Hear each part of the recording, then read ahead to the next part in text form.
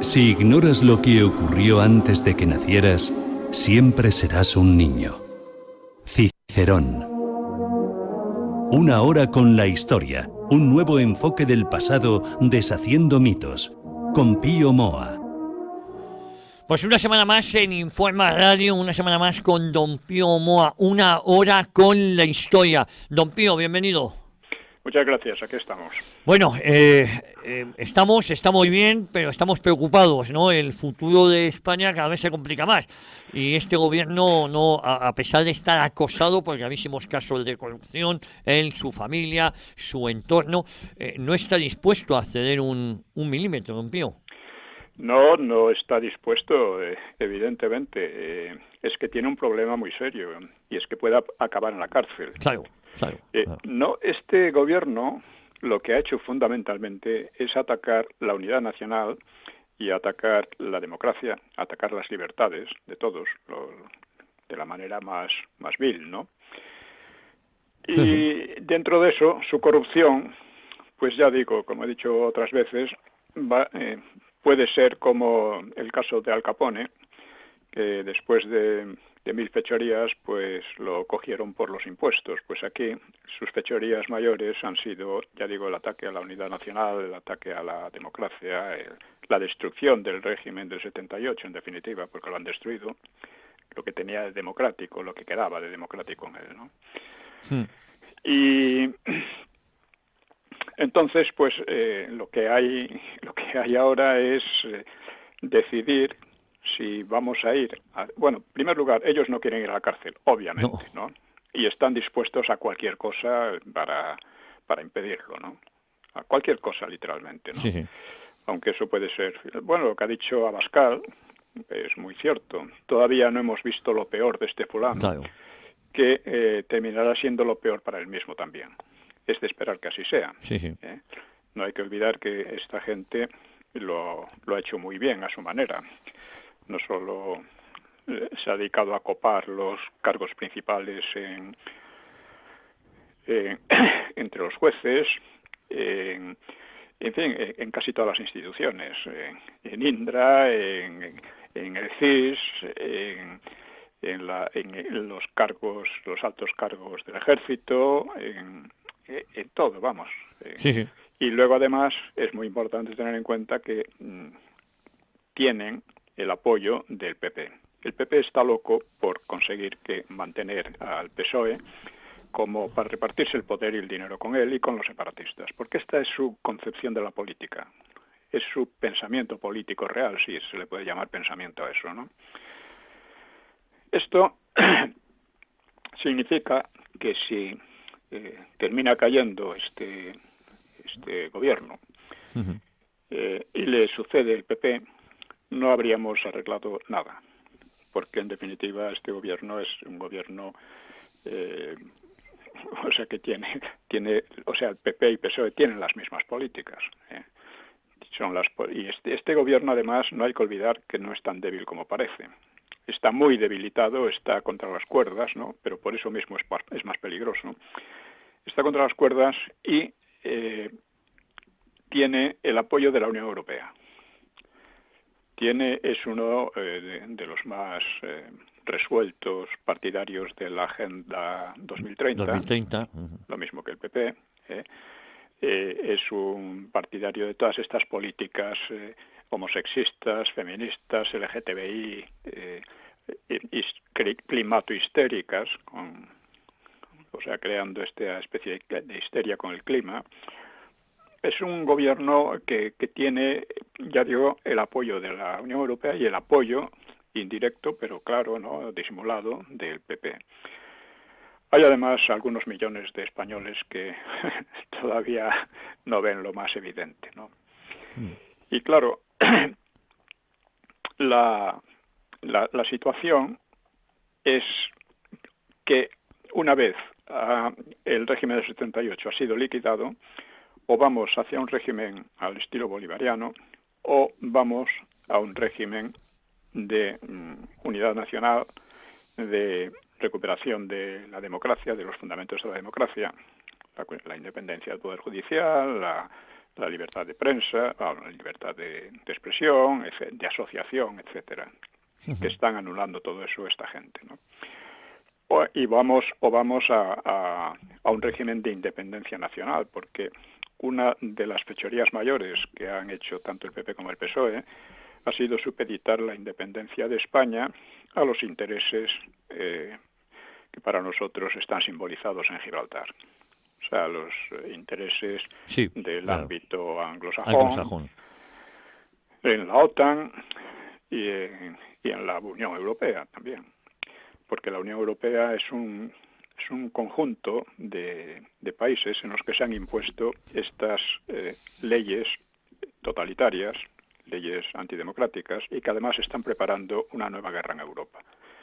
E insisto, hay que insistir en ello porque parece que nadie se quiere dar cuenta. Lo están diciendo abiertamente, que hay que preparar una guerra. Ahora, cuando Trump ha dicho que iba a solucionar el problema de Ucrania, estos tratan de impedir que se solucione. O sea, ampliando la guerra, dando muchas más armas al régimen de Kiev, etcétera. Bueno, pues en esta situación es muy importante, no es una cuestión simplemente secundaria, la neutralidad de España. Sí. Esto quiero señalarlo porque la idea de la neutralidad va ligada a la idea de la independencia, va ligada a la idea de contra la colonización cultural que estamos sufriendo por el inglés, va ligada a la idea de que tengamos un ejército nacional y no un ejército cipayo, como es el que tenemos. Esto, sin embargo, parece que no interesa a casi nadie. Bueno, pues precisamente porque parece que no interesa a casi nadie, es necesario repetirlo e insistir en ello. Aquí el problema político se puede resumir en lo siguiente, ¿no? El régimen, ¿cómo diríamos? O sea, se puede resumir en 2 puntos, en realidad. Los errores de la Constitución del 78, se cometieron errores graves, en una Constitución un tanto chapucera, ¿no? Pues no se han corregido, porque podían haberse corregido. En cambio, se han agravado hasta formar una oligarquía de PSOE separatistas que amenaza a la nación y las libertades. Y el segundo punto es que la alternativa, Vox, es todavía débil y todos tratan de hundirla. Ahora mismo parece ser que Vox está creciendo mucho en las encuestas, es de esperar que crezca mucho más, tiene que crecer mucho más y puede que crezca mucho más porque las condiciones son muy buenas. Pero creo que cometería un error si diera a entender que su objetivo político fundamental es formar una coalición con el PP para echar a Sánchez, ¿no? Esto sería muy equivocado. Yo creo que debe seguir una política totalmente independiente del PP, muy crítica con el PP, y vamos a ver, porque unirse con el PP debilita a Vox, no debilita al PP. Es lo que pasó también en Andalucía y en otros sitios. Da la impresión de que, claro, el PP es más fuerte, tiene más posibilidades y es una alternativa cuando no es una alternativa. Yo veo que efectivamente está siendo así. A Vox le falta todavía, en mi opinión, el principio de la neutralidad. Aunque, claro, su proximidad a Orbán, por ejemplo, y Hungría, pues creo que es significativo y que antes o después tendrá que ir en esa dirección, porque no se puede pretender defender la independencia nacional olvidando que nuestro problema no es con Rusia, sino con nuestros aliados y amigos, ¿no? Con Gibraltar, Ceuta y Melilla, es la protección de la OTAN a Marruecos, que es el país que nos amenaza de manera directa e indisimulada y que además nos está invadiendo de una manera pacífica, entre comillas, con el apoyo precisamente de la oligarquía PP-PSOE, ¿no? Bueno, pues todo esto es lo que caracteriza la situación. En cuanto al hundimiento del régimen del 78, hay que decir, mucha gente dice, es que el régimen era malísimo desde el principio. No, no era tan malo. O sea, la Constitución es bastante chapucera, sin duda, pero mantenía lo esencial de la herencia del franquismo, ¿no? O sea, es la unidad nacional, un principio de convivencia en paz y en libertad, cosa que venía del franquismo y no podía venir de otro sitio, pues que el franquismo no tuvo oposición democrática ni nada por el estilo, ¿no? Claro. Entonces, eso lo sostenía. La monarquía, la bandera, claro, la bandera con que se derrotó al Frente Popular. Sí. Entonces, y a la República, claro. Esto lo sostenía la Constitución. Lo que pasa es que al mismo tiempo introducía una serie de factores que tendían a anularlo.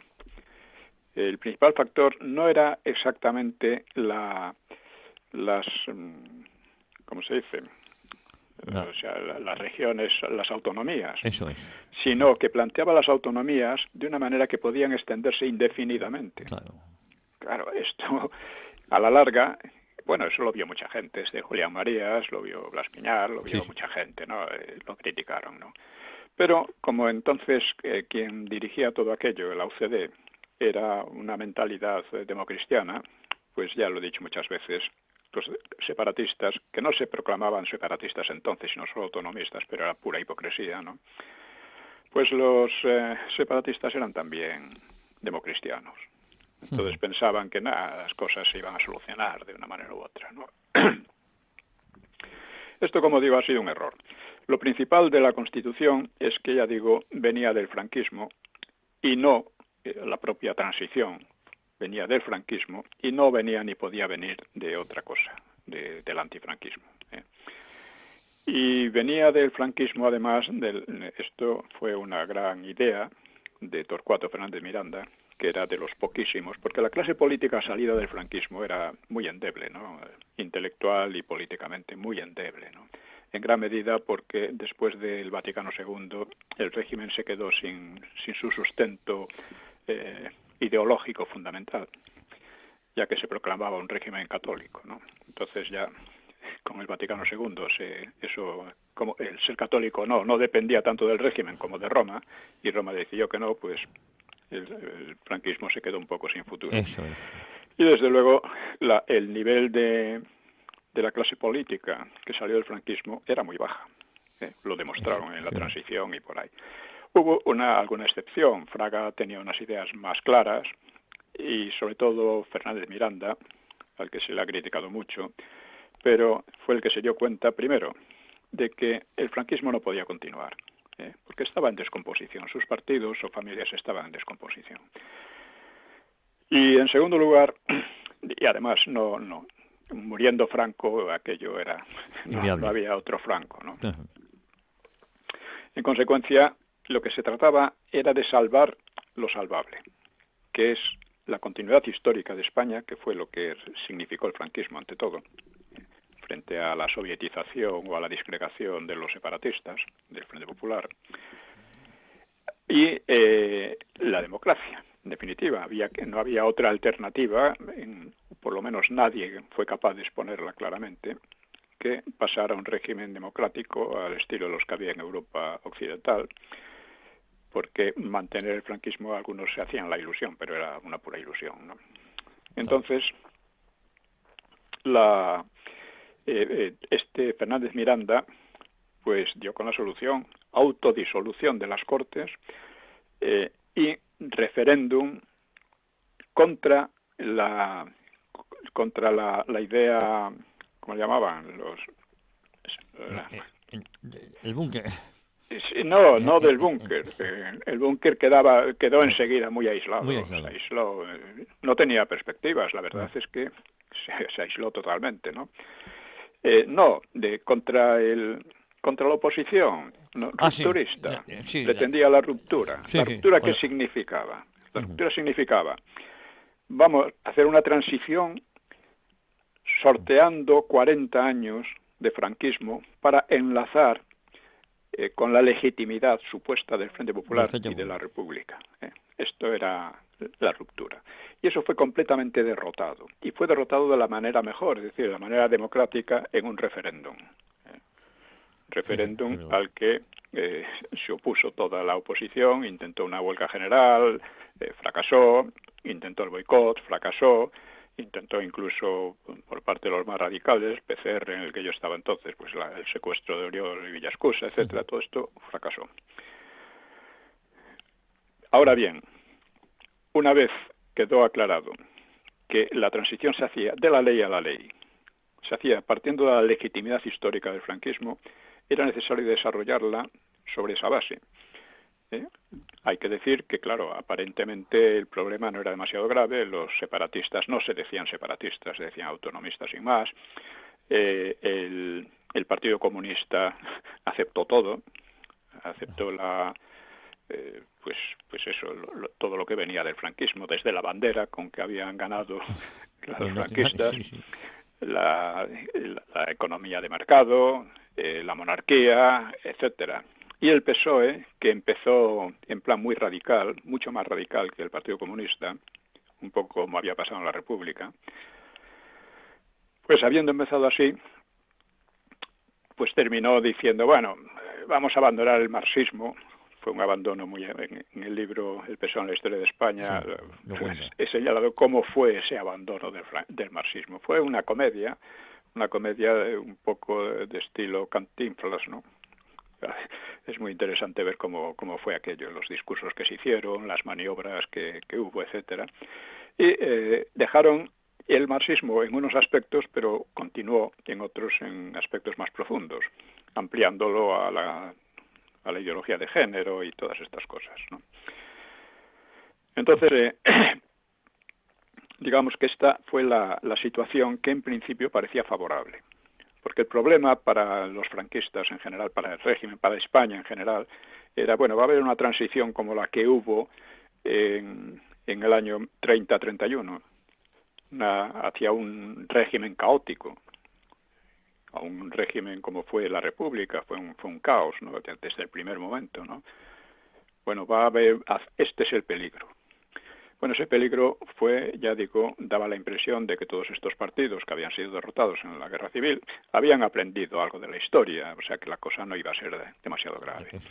Por lo tanto, se le hicieron muchas concesiones, demasiadas concesiones, en particular a los separatistas, pero también a los comunistas, al Partido Socialista, que es curioso, el Partido Socialista, que tenía una historia mucho más delictiva, mucho más guerra civilista, mucho más golpista que el Partido Comunista, pues aparecía de repente como un partido moderado y que nada, democrático y sin ningún problema, cuando es el partido que más ha destruido las libertades en España.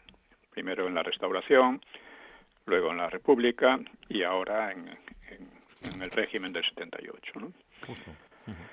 Bueno, pues en aquellos momentos la situación no parecía tan grave. Sí, se pueden hacer concesiones, vamos a estar todos juntos, va a haber una democracia tolerable y tal y cual.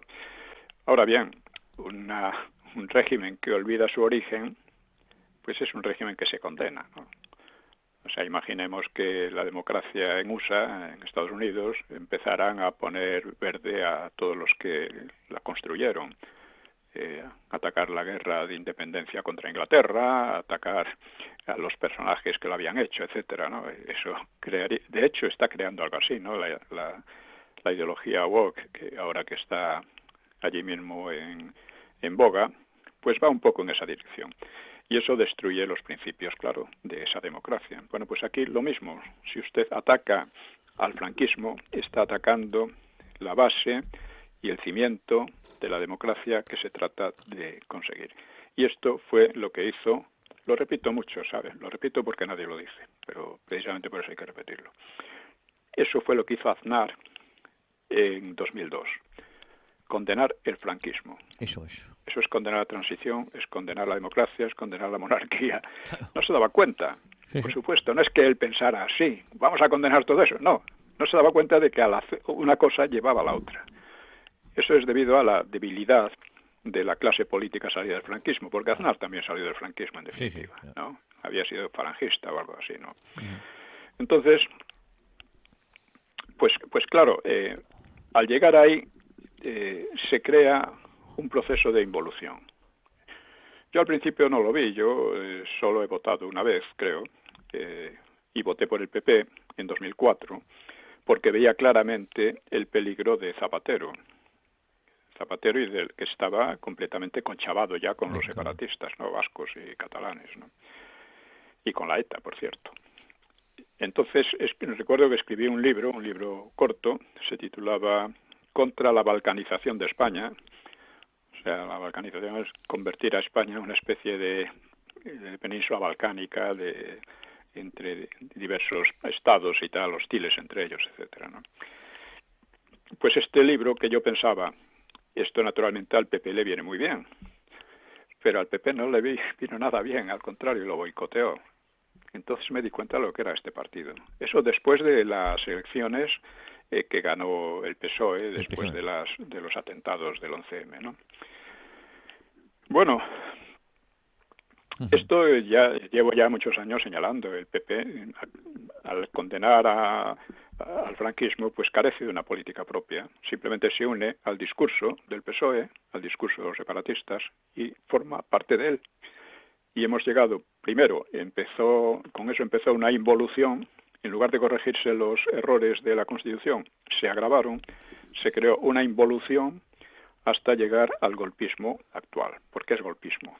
El golpismo que de momento se ha impuesto, es decir, el régimen del 78 ya no existe, y aquí se trata de ver hacia dónde se va a dirigir el país, hacia dónde se va a dirigir la política de este país. Que ya digo, hay dos, o a un régimen de estilo bolivariano, máxime cuando esta gente tiene que huir hacia adelante, ¿no? Porque se ve a las puertas de la cárcel y tiene que radicalizarse mucho más. Esto, por otra parte, pasó ya en la República cuando ganaron las elecciones las derechas. El PSOE se decidió directamente por la guerra civil, con estas palabras, además. Esto está de sobra demostrado y documentado.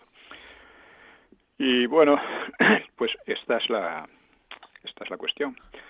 O sea, el PSOE se sigue presentando como un partido antifranquista en el sentido de que por ser antifranquista ya sería democrático, lo cual no tiene nada que ver, es más bien lo contrario. Y no hay más que ver la demagogia que está haciendo, cantando a la internacional con el puño en alto. Eso es muy significativo hoy día. Muy significativo. Porque es el régimen, es el himno de los regímenes más brutales, más totalitarios y más sanguinarios de la historia. Y esto es, claro está, uno hace, yo qué sé, antes de la caída del muro de Berlín, podía decir, no, es que, bueno, son anticapitalistas, son antiimperialistas y por lo tanto... No, actualmente no hay la menor duda. En todos los lugares en que se ha impuesto un régimen de este estilo, o sea, el estilo que significa la internacional, el resultado ha sido el mismo. Por lo tanto, no es una casualidad, no es que se haya aplicado mal, es que es esto. Y en esa dirección van toda esta gente ahora radicalizando, creando una situación guerra civilista, creando una situación de odios entre los españoles, cada vez mayor, y esto es en lo que estamos. Justo. Esto es en lo que estamos, y conviene tener eso muy en cuenta, porque la cuestión al final es muy simple. O vamos hacia un régimen de tipo bolivariano, o vamos a un nuevo régimen, tendría que haber una constitución que corrigiera los errores aquellos, ¿no? O vamos a un nuevo régimen que se recupere la unidad nacional, que se recupere la democracia, tal como normalmente consideramos la democracia. O sea, la palabra democracia tomada literalmente no tiene sentido, pero tomada en sus principales medidas, en sus principios, o sea, de independencia judicial, de libertades, de expresión, asociación, etcétera, pues eso es lo que la democracia. Y luego de limitación del poder y de elecciones cada cierto tiempo, ¿no? Que limitarían también el poder y evitarían que... Esto es lo que entendemos por democracia. No que gobierne el pueblo no puede gobernar, el gobierno siempre se hace sobre el pueblo. Pero bueno, dejando estas cosas aparte. Un tema que me ha llamado la atención es cómo estos golfos pues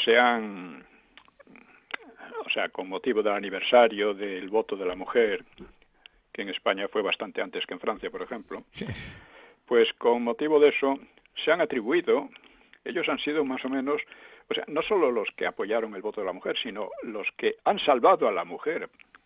La mujer, a partir de ellos, de la votación aquella, pues vamos a ver.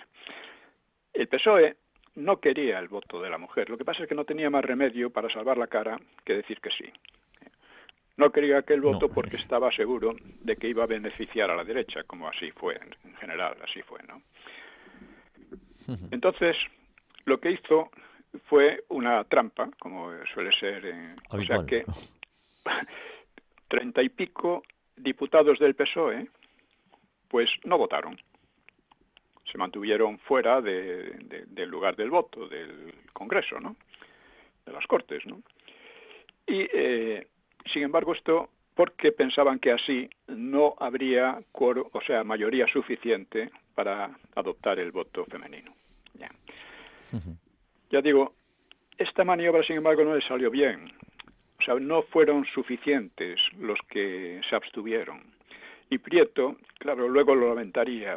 Habría bastado con decirles a otros diputados más que no entraran en el salón, que era lo que estaban deseando, para que no saliera de el maldito voto a la mujer que tanto les perjudicó.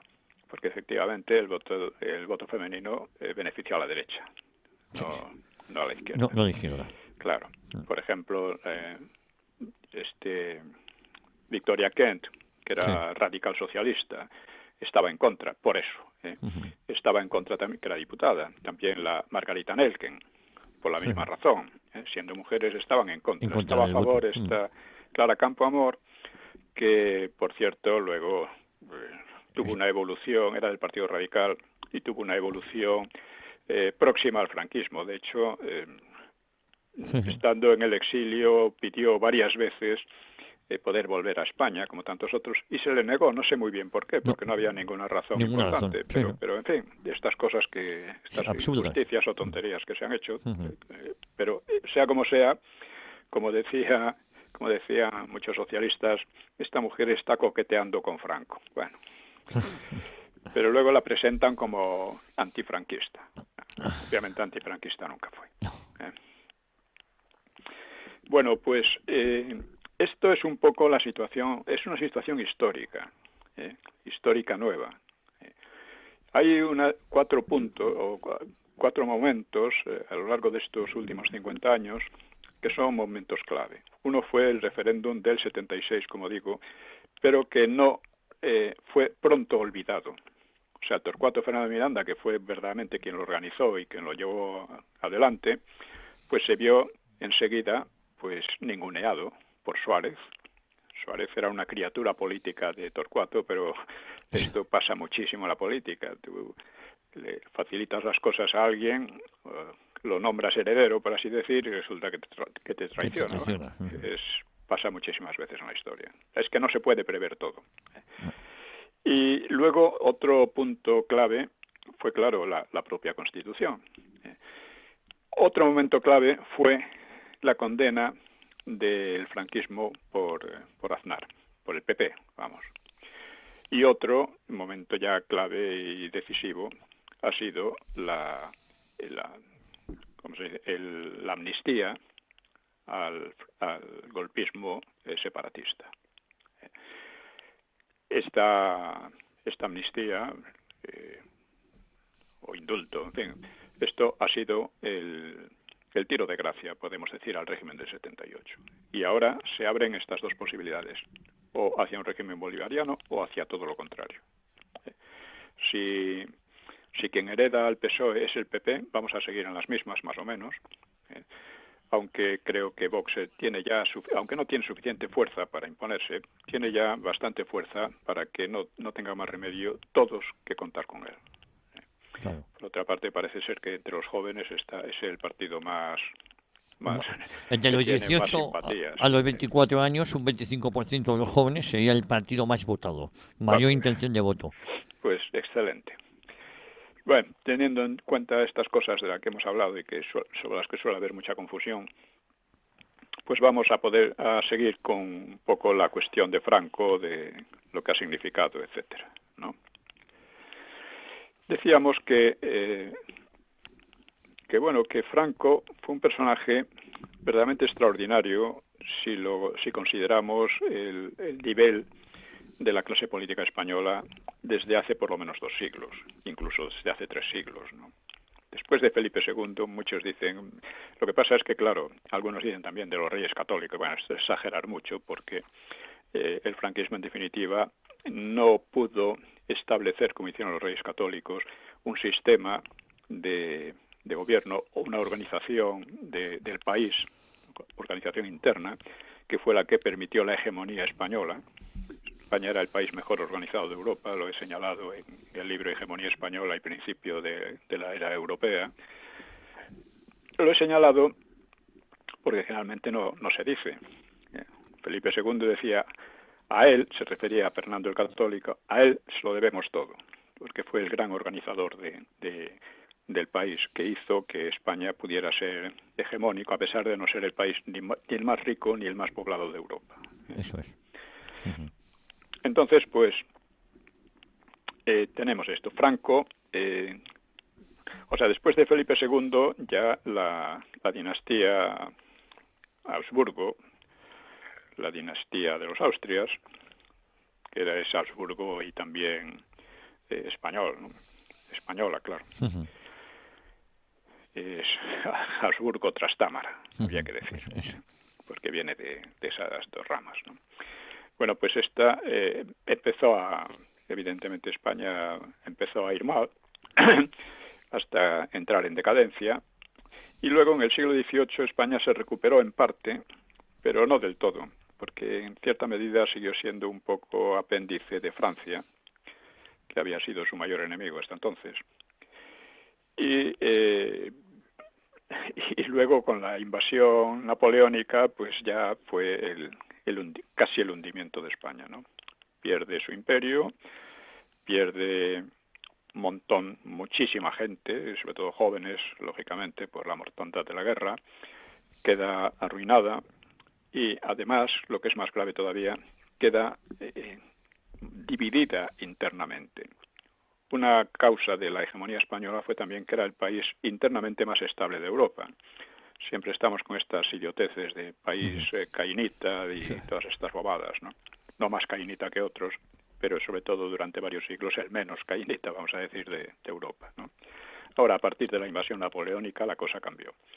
España tuvo varias guerras civiles que no acaban de solucionar los problemas, los pronunciamientos, en fin, toda aquella inestabilidad. Y se puede decir que quizá Cánovas fue un personaje de primer orden, pero claro, Franco fue de mucho más primer orden. Tuvo que enfrentarse a unas dificultades mucho mayores, militares, políticas y de todo tipo, y las superó. Efectivamente.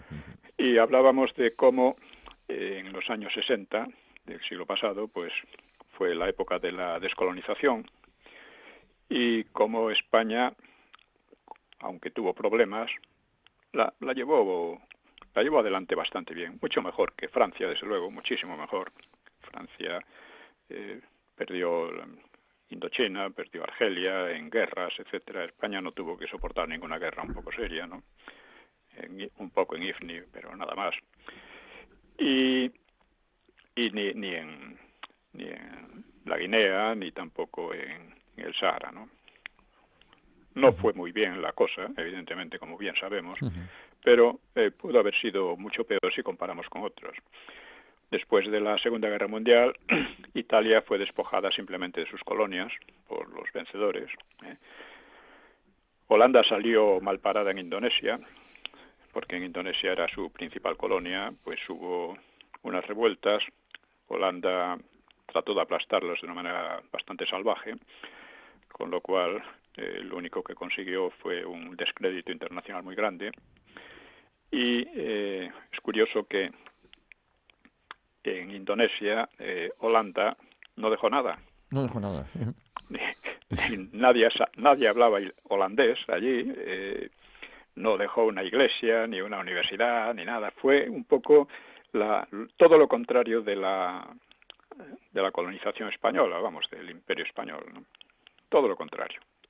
Holanda, sin embargo, se presenta actualmente como una especie de modelo de prosperidad, de tolerancia, no, su colonización fue verdaderamente brutal. Luego Bélgica perdió el Congo. Por cierto, con Bélgica pasó algo muy parecido. Su colonización en el Congo fue de una brutalidad casi exterminadora en algunos momentos, ¿no? Y que creó un resentimiento enorme, como es lógico, ¿no? Portugal, en cambio, consiguió retener sus colonias más tiempo, pero en una guerra que al final pues costó el hundimiento del régimen de Salazar, ¿no? El régimen, bueno, era ya de su sucesor, pero vamos. Sí.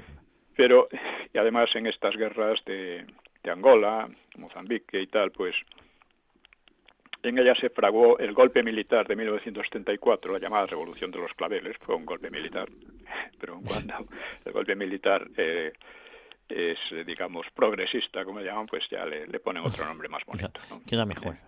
Claro. Luego la política descolonizadora española pues acarreó muchos menos costes. Y si apartamos algunos incidentes menores, pues transcurrió con bastante más orden que los de Francia, Holanda, Bélgica, Italia no se puede decir, pero vamos, de Portugal o de Inglaterra, ¿no? Inglaterra perdió la joya de la corona, la India, en un proceso extremadamente violento y confuso. Causó, se supone, 1 millón de muertos, ¿no? En fin. Tremendo. Así que, por lo tanto, siguiendo con la comparación de Franco con los estadistas europeos, los más descollantes, ¿no?, de su tiempo, pues queda también no solo como el gran estadista español en siglos, sino queda por encima de ellos, si tenemos en cuenta los retos que tuvieron que encarar unos y otros. Cuando Franco murió en 1975, el nivel de los gobernantes europeos había descendido mucho. Francia estaba presidida por Giscard d'Estaing, que era un político corrupto y protector de la ETA. Tenía relaciones con Bokassa, un emperador africano que dicen caníbal y que les regalaba diamantes, ¿no? Y Giscard d'Estaing además pretendía orientar la transición española. Así, y en parte lo aceptó así Juan Carlos, porque le dio trato privilegiado en la ceremonia de su coronación a Giscard d'Estaing. Sí, sí. El inglés Harold Wilson pues era laborista como Attlee y estaba reforzando las medidas socializantes mientras el desempleo en Inglaterra crecía con rapidez y proseguía una guerra civil larvada en el Ulster, ¿no? Attlee, Wilson, ya digo, dice laborista como Attlee, sí. Attlee tenía una frase ingeniosa Churchill sobre él, ¿no? Creo que era Attlee, sí.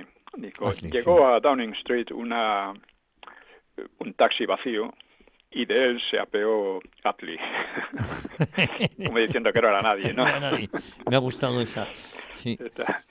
Churchill tenía frases muy ingeniosas. Bueno, en Alemania estaba el socialdemócrata Helmut Schmidt, que propulsaba una mayor integración económica y política en la Comunidad Económica Europea, y también preconizaba la Ostpolitik de Willy Brandt, que era su predecesor en la Cancillería hasta 1974. Bueno, la Ostpolitik consideraba que el régimen de Alemania Oriental y en general los regímenes comunistas del este de Europa eran inamovibles y por lo tanto había que aceptar la realidad y adaptarse a ella. Al final resultó que no eran tan inamovibles como sabemos, porque se hundieron unos años después. Y Willy Brandt, a su vez, pues había en 1934 había tenido que dimitir por el caso Guillaume, o Guillaume, no sé, según se pronuncie, que era un alto asesor personal suyo que espiaba para Alemania Oriental. Este fue uno de los grandes éxitos del espionaje de Alemania Oriental, que fue realmente fue un sistema de espionaje realmente magnífico. Magnífico. Se tome como se tome, ¿no? luego la Ostpolitik, ya digo, daba por consolidados indefinidamente los sistemas comunistas y, claro, por realismo procuraba adaptarse a ellos. En la transición española, la socialdemocracia alemana pues apostó por revitalizar al PSOE. Y en cuanto a Italia, pues estaba sumida en una crisis económica y política. La gobernaba el democristiano Aldo Moro, que era partidario de vastos acuerdos, incluso de un gobierno solidario de concentración con el Partido Comunista. Y 3 años después lo asesinarían las Brigadas Rojas. Las Brigadas Rojas. Es curioso también, alguien asesinó, no se sabe bien quién, al sueco, ¿no? Olof Palme. Olof Palme. Que había sido un gran admirador de la ETA. De la ETA, pedía dinero para ellos. Sí. Bueno, es decir, Franco, comparado con los políticos europeos de su tiempo, en fin, descuella. Sí. Descuella.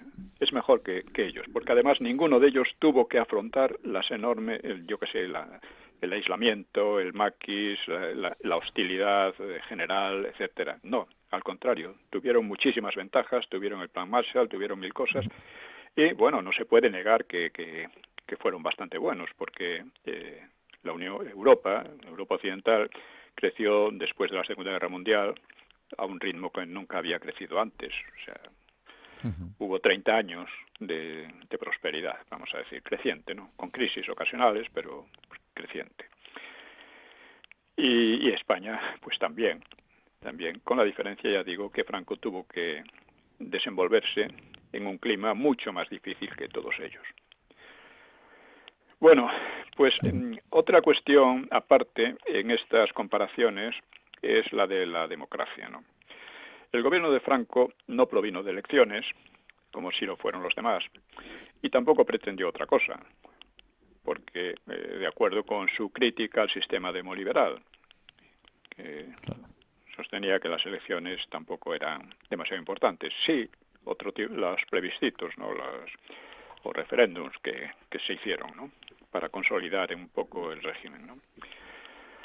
Así cabría entender el franquismo como un residuo de la crisis de los años 20 y 30, que fue cuando el liberalismo, que no fue incapaz de superar la crisis económica, fue incapaz de contener el auge comunista en gran parte de Europa, y por ello dio paso a gobiernos fascistas o autoritarios.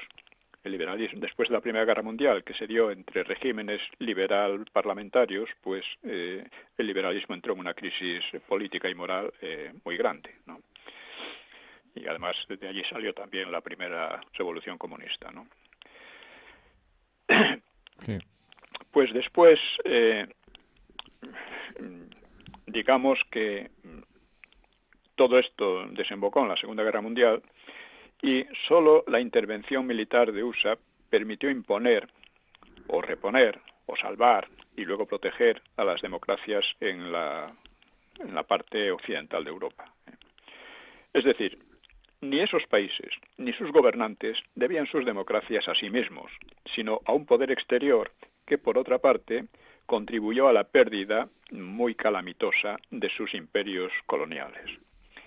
Es decir, Europa Occidental quedó bajo la tutela de USA, evidentemente, y USA, una de las cosas que hizo fue privarla de sus imperios coloniales, con lo cual introducía su hegemonía económica en ellos, ¿no? La de USA, ¿no? Y en cuanto a España, que primero se libró de las convulsiones del resto del continente durante la Segunda Guerra Mundial y en la Primera, y no debía nada a USA, pues no tenía por qué seguir el mismo camino que los demás países de Europa Occidental, claro. O sea, aquí la República había sido una democracia un tanto deforme, caótica, destruida por la subversión izquierdista separatista, que fue una experiencia concluyente en opinión del bando nacional. O sea, la democracia liberal funcionaría mejor o peor en otros países, pero parece que no servía para España. Recuérdese que Franco en 1930 era partidario de una democratización del país. Franco y muchos más creían necesario, por tanto, ensayar un tipo de convivencia social que superase al liberalismo y al comunismo. Algunos franquistas, en cambio, entendían el franquismo como una situación anormal y transitoria, era necesaria debido a una crisis histórica profunda, pero que antes o después debía volver a una normalidad democrática. Normalidad entre comillas, si se quiere, ¿no? Así venían a pensar los generales y políticos partidarios de Don Juan, por ejemplo, ¿no? Pero Franco atribuía a ese tipo de monarquías, la monarquía española de la Restauración, pues le atribuía los males pasados, lo cual en gran parte era cierto, porque la monarquía en 1930-31 se suicidó, ¿no? Y que además volver a algo así haría estériles todos los sacrificios de la guerra. El alzamiento de 1936 no se había hecho por la monarquía ni por la democracia, sino por un concepto más amplio y básico de la nación española. Como dijo Franco, ni por la República ni por la monarquía, por España. Finalmente, había sido Franco y los suyos quienes habían derrotado a la revolución y a la disgregación, y que habían sorteado la guerra mundial, se habían librado de ella a España, y no estaban dispuestos a que unos espabilados serviles a gobiernos ajenos, a Inglaterra, ¿no?, pues les arrebatasen el fruto de la victoria. Esta era la situación que se creó al final de la Segunda Guerra Mundial, ¿no? Y por otra parte, los nacionales rechazaban enérgicamente el supuesto derecho de cualquier país extranjero a dictar a España su forma de gobierno. Evidentemente USA dictó a Europa Occidental su forma de gobierno, pero España no tenía por qué. España no le debía nada, ¿no? Este rechazo podría usarse para justificar una tiranía impuesta por el terror, pero esto no fue lo que ocurrió en España, ni muchísimo menos. Aparte de expresiones de descontento comunes en todos los países y en todos los sistemas, como el dicho italiano, piove, porco governo. Bueno, eso ocurre siempre, pero bueno, aparte de eso, de estas manifestaciones de descontento que siempre hay, ¿no? Aparte de eso, el sustento popular a Franco se expresó de muchos modos. También en la impotencia de sus enemigos para movilizar al pueblo. Y no sufrió prisión ningún demócrata. O sea, quienes fueron a prisión fueron los comunistas, separatistas, masones, algunos de ellos, en fin. No muchos tampoco, después una vez normalizada la situación después de la Guerra Civil. Estos datos hay que repetirlos, conviene, porque son reveladores y tan a menudo negados. O sea, Franco recibía tenía unos recibimientos verdaderamente tremendos, allí donde iba, en Bilbao. Hay vídeos por ahí que deben divulgarse lo más posible, ¿no? Cuando iba a Barcelona, a Bilbao, a Sevilla, donde fuera, ¿no? Es decir, la gente veía en él la salvación, la continuidad de España, en definitiva. La salvación frente a los soviéticos, frente a la disgregación, etcétera, ¿no? Y a pesar de que no procedía de elecciones populares, pues Franco estaba seguro de la legitimidad de su régimen, porque esa legitimidad procedía, lo mismo que en el resto de Europa, de la guerra, procedía de una guerra. Suele distinguirse entre legitimidad de origen y legitimidad de ejercicio. Y claro, siendo Franco y los suyos, y no los casi inexistentes demócratas, ni los muy minoritarios monárquicos, quienes habían salvado a la sociedad de la revolución, pues la legitimidad de origen estaba clara. A menos que se estimara normal y democrático al Frente Popular, una idea demostrativa ya de la calidad baja del criterio democrático de quienes lo dicen, de quienes lo sostienen, ¿no? O sea, el Frente Popular fue todo lo contrario a la democracia, fue un régimen de terror, realmente, ¿no?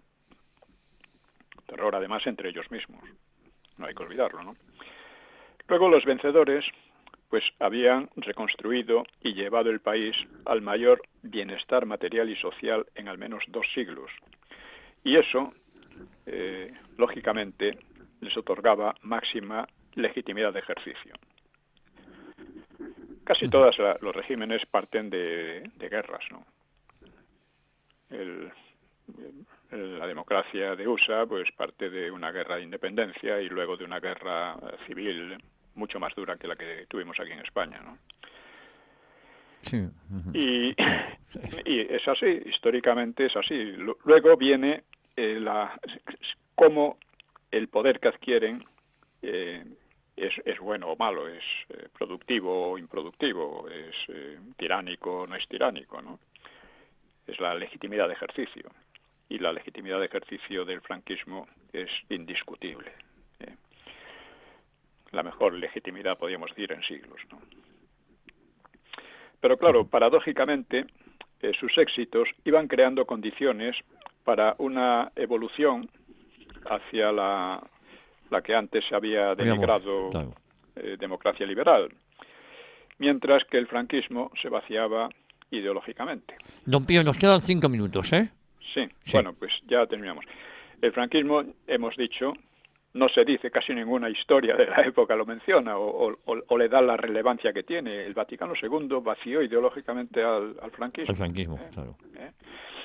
Bueno, esta evolución última de su vaciamiento ideológico tuvo que ser muy dolorosa para Franco, ¿no?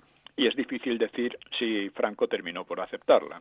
Pero hay testimonios como el de Vernon Walters, el enviado useño de Nixon, que sugieren que Franco daba por hecha una democratización, al menos parcial, lo que parece corroborado porque en su testamento no alude al movimiento. No obstante, José Utrera Molina, que fue ministro de la Vivienda y secretario general del movimiento, pues le expuso a Franco su impresión de que Juan Carlos pensaba romper la continuidad del régimen, lo cual seguramente era cierto, ¿no?